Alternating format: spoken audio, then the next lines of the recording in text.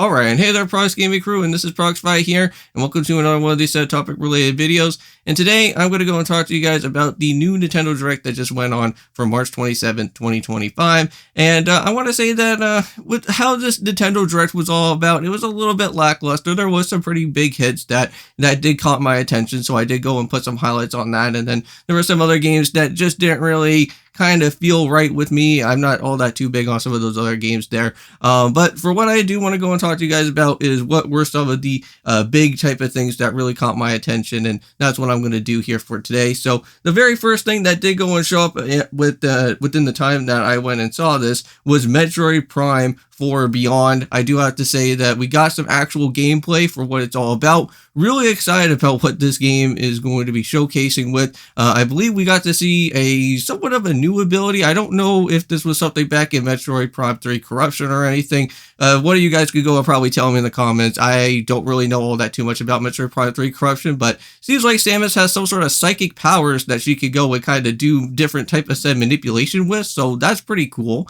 Can't wait till we go and actually go and do some of those type of, I guess, different puzzles with the actual said psychic ability that will be happening from there. And then I think at the very tail end of the actual said gameplay trailer that was showing up was that it seems like I think Samus has like the Phazon suit at this point in time, or if it could be a whole new other type of suit, because it does kind of look vaguely familiar to the Phazon suit that was in the original Metroid Prime game, but could be wrong on that. But anyways, we could go and move off to the next thing, and that is going to be with Tomodachi Life. I think it's known as Living the Dream. This game, I believe, is coming out in 2026, and I am very much looking for another said Tomodachi Life. It has been a long time since I don't believe we ever got another said Tomodachi Life for a while. And I'm very much excited to see what the other different storylines and whatnot of that game is going to basically hold out onto. I know that some of the Tomodachi Life different storylines and other things can get a little bit too crazy sometimes, but I always do enjoy those. But the next one that is going to be happening is with Tamagotchi. Is that, Tamagotchi is actually going to be having another said game. This is going to be known as Tamagotchi Plaza. Guess it's kind of like almost like in a way of like Animal Crossing. I believe you could do like different customized of like different outfits and whatnot. Not really big on it, but it did catch my attention that I haven't seen like a Tamagotchi game for like quite a while, so pretty cool. Next one is another big one, was Rhythm Heaven Groove.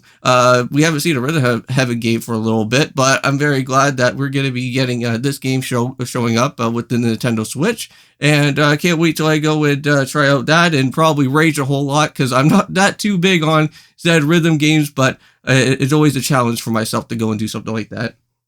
Up next is the Pokemon ZA, with the Pokemon ZA news. That was also somewhat interesting as well. We got a little bit of some extra more tidbits of what the ZA game is all about. I believe we just learned about how ZA Royales actually work. ZA Royales are kind of like that picture that we went and saw from before, I think at the very tail end of the other past trailer, but then we didn't really know what it was all about. But it's like a random type of, I guess, like the Prism Tower or something. And I guess like how these Royales are gonna like somewhat kind of play is by going into some of these different like wild zones. You'll probably meet up with like a set type of trainer or something, and you can actually do like sneak attacks and whatnot and get like extra damage or something off and try to battle them in sort of ways. But it's going to be kind of hard to kind of a little bit to go out of my way to explain it, but I think that's somewhat how it kind of works around within there. Up next is, I want to say, the virtual game card. Now, that is also something that is very interesting about for what is going on here. I believe for what I want to say for what the Direct was talking about is that for what these virtual game cards are going to be is that it's going to like somewhat get implemented by like the end of April or something. And for what these game cards are is like if you have like a physical copy game or something, you can have it in a way of like a digital cart, and you can actually game share between each other. So that's actually pretty cool. And I have to say that I don't think we ever got something like that from Nintendo before. I know that the PlayStation actually has something like that, where you can actually game share between like both like your PS4 and PS5 and whatnot. So I'm kind of glad that they're actually doing something like that as well. and can't wait till I see what else is going to be there for what the said virtual game card will actually have later on down the road.